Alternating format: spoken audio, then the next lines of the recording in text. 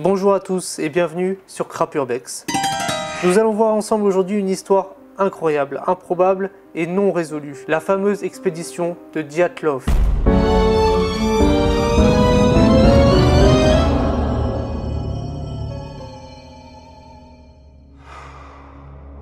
Nous sommes le 23 janvier 1959, dans l'ancienne URSS, plus précisément en Sibérie occidentale.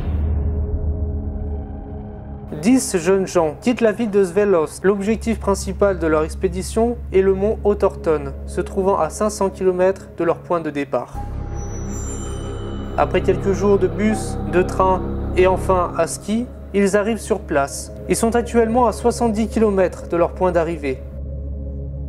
L'un des membres de l'expédition, qui a 22 ans, nommé Yuri Loudin, a des problèmes de sciatique. Après avoir ramassé quelques échantillons de pierre pour son université, il décide de faire demi-tour et d'abandonner ses camarades. L'expédition devait durer 15 jours. On est alors le 15 février. Yuri commence à se demander ce qui peut se passer. Certes, un petit retard, diront les autorités, mais pas d'inquiétude pour l'instant. C'est seulement 6 jours plus tard que les autorités vont décider de partir à leur recherche. Parmi ces secours, il y a des militaires, des membres du KGB et même des autochtones locales. Des secours qui paraissent importantes pour le nombre de personnes disparues. Mais les choses étant très secrètes en URSS, 3 des membres de l'expédition faisaient partie d'une ville fermée qui concernait le domaine atomique, plus précisément de l'armement atomique. Cela peut sans doute expliquer les membres du KGB, car cette affaire peut avoir des répercussions importantes aux yeux de l'URSS.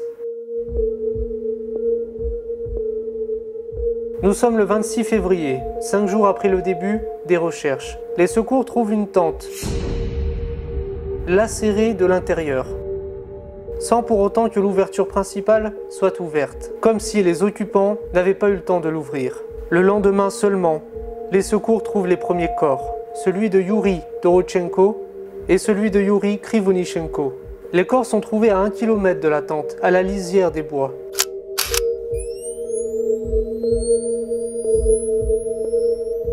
Les 2 corps sont quasiment dénudés. Cela pourrait être improbable, sachant que les températures descendent bien souvent à moins 50 degrés. Tout autour d'eux se trouvent des branches coupées. Au-dessus d'eux, les premières branches de l'arbre sont sectionnées. Plus tard, 2 autres corps sont découverts. Ceux-ci sont découverts entre le bois, où étaient découverts les 2 Yuri, et la tente, qui a été découverte un peu plus tôt. Il s'agit de Igor Dyatlov et celui de Zinaida Koromogova. Tous 2 semblent avoir essayé de rejoindre la tente. Ce qui est significatif, c'est qu'ils portent eux aussi très peu de vêtements. La dépouille d'un de leurs camarades, Rusten Slobodin, fut trouvée quelques heures plus tard, non loin d'eux, ayant peut-être aussi tenté de rejoindre la tente. Les secours ne trouvent plus rien, du moins jusqu'en mai, plus précisément le 5 mai, où les derniers corps furent retrouvés dans un espèce d'abri improvisé. Les corps retrouvés sont ceux des 4 membres restants de l'expédition.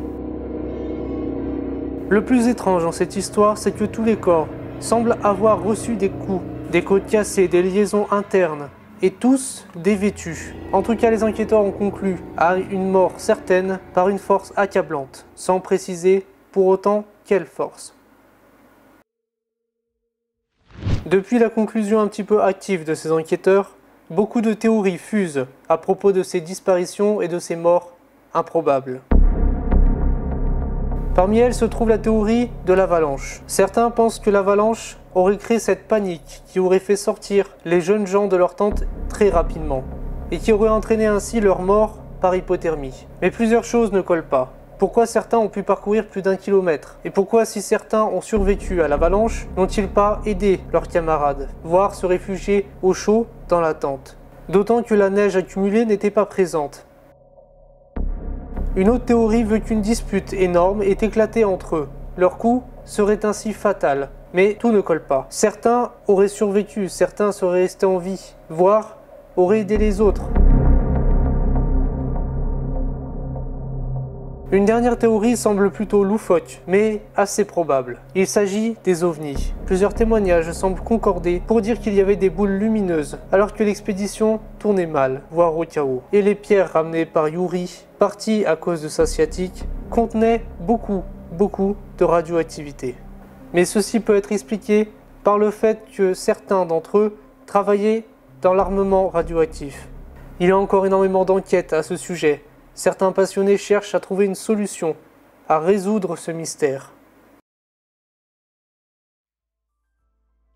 Voilà, maintenant vous connaissez l'expédition Dyatlov et pourquoi son mystère est si grand encore aujourd'hui. Je vous remercie d'avoir regardé la vidéo. N'hésitez pas, surtout pas, à partager pour nous aider, à vous abonner et à mettre la petite cloche. Comme ça, vous êtes avertis dès qu'il y a une vidéo, sachant qu'on essaie de mettre une vidéo par semaine. Et en tout cas, on vous remercie, on vous dit à bientôt et surtout, n'oubliez pas d'éteindre les lumières.